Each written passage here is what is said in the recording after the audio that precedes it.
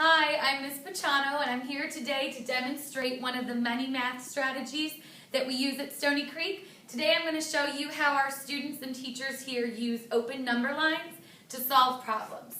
Looking at this first problem, it asks, what is the difference between the number 58 and 100?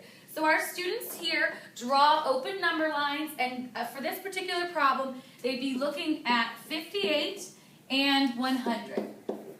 And the students are encouraged to move any way to get to that number that makes sense in their mind. So a lot of students like to jump to what's called friendly numbers, and those are numbers that are multiples of 10 or 100 or 1,000.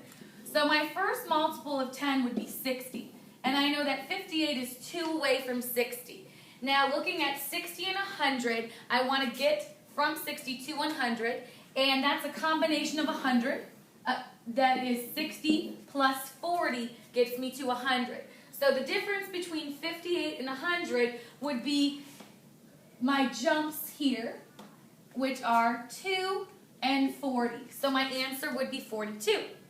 Another way that you could solve this problem, looking at the same two numbers, 58 and 100, would be to jump by multiples of 10. A lot of students like to do this as well. So if I jumped 10 from 58, I would land at 68. I'm not there yet. I need to keep going.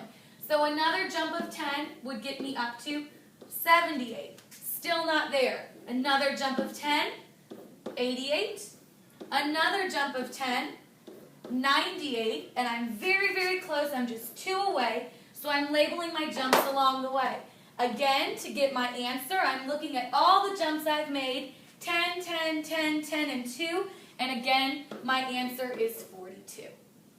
Another example of how we use number lines would be in travel problems. So the Pachano family traveled to Yosemite National Park. At the gas station, the trip meter read 37 miles. At the Tourist Information Center, the trip meter read 100 miles. How far did they travel from the gas station to the information center? So we teach our students to draw out their number lines and label them with the information they know. We have our home labeled here, and that's our trip meter started at 0. We have the gas station, which was at 37 miles, and we have the Tourist Information Center, which was at 100 miles. All of that information can be found in the problem above. Now looking at the problem that we're trying to solve here, it says, how far did they travel from the gas station to the information center? So we are going to be looking at the distance between the gas station and the Tourist Information Center.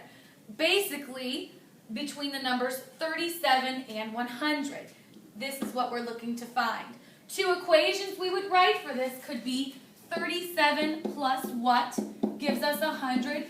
Or if your student likes to work backwards using subtraction, we could write 100 minus something is going to give us 37. Same strategy here. We're going to solve it any way that makes sense to us. I like to jump to friendly numbers, so my first jump would be 3, which would get me up to 40. And I know my combinations of 100. I know 40 and 60 gets me up to 100. So my answer is 63. Using the same information and a little bit more, we can solve again using an open number line. When the Pachanos reached Yosemite National Park, the trip meter on their car read 125 miles. How far did they travel from the gas station to the national park? So again, we know our home is at 0, our gas station is at 37, Tourist Information Center is at 100, and Yosemite is at 125 miles. Our question asks us to find the distance between the gas station and the national park. So the distance I'm trying to find this time is between 37 and 125. One way you could solve this is using what you already found. On the last problem, if you remember, I already found the distance from the gas station to the Tourist Information Center. That doesn't change.